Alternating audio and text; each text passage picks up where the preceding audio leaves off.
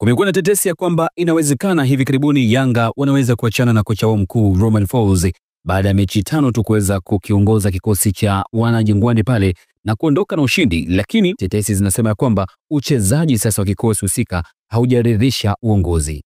Wachambuzi mbalimbali wa kimichezo pia wamezungumza juu ya hizi tetesi ambazo zinaendelea kwa sasa, huku Hans Raphael akisema kwamba hadi sasa Yanga hawajafikiria kuachana na Romain Folz.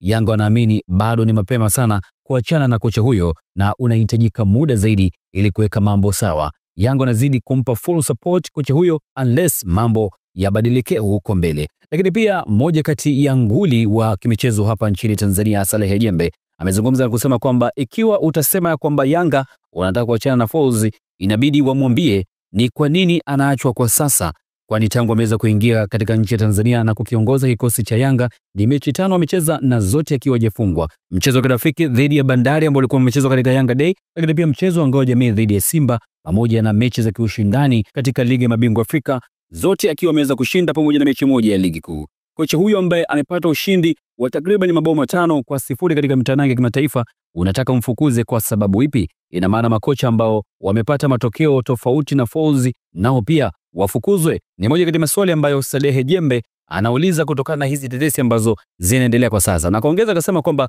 kuna namna ya uchezaji ambayo Yanga wanacheza tangu enzi hizo, akisema kwamba tangu zamani Yanga imekuwa ina aina ya mchezo wa kutafuta ushindi, yani ni mpira wa mbio na kisha wao wanatafuta matokeo. Leo hii useme kwamba wanacheza vibaya? Ni maswali ambayo Saleh Jembe, mmoja kati ya wachambuzi nguli kabisa wa Tanzania katika masuala ya soka, akiuliza kutokana na hizi tetesi ambazo siku ya kesho ya Septemba 30 Yanga wanakwenda kushuka katika uwanja wa Sokoine dhidi ya Mbeya City, wakienda kwenda kucheza mchezo wa pili wa ligi kuu Tanzania bara. Ni moja kati ya tetesi ambazo zinaendelea mpaka sasa, nami pia nimekusogezea hapa kupitia Chikao Media, lakini nawe pia kupitia comment section hapo chini. Hebu dondosha comment yako. Je, unaonaje? Ni mapema sana kwa Yanga kuachana na kocha huyu kama ni kweli hizi tetesi ambazo zinaendelea, ama maoni yako ni yapi kutokana na uchezaji ama kikosi cha Yanga jinsi ambavyo kinaendelea, huku wengine wakisema kwamba kocha huyu Romain Folz hawezi kuiona Krismasi? Dondosha comment yako. Video inayofuata mimi nitaruka nayo. Naitwa George Chikao.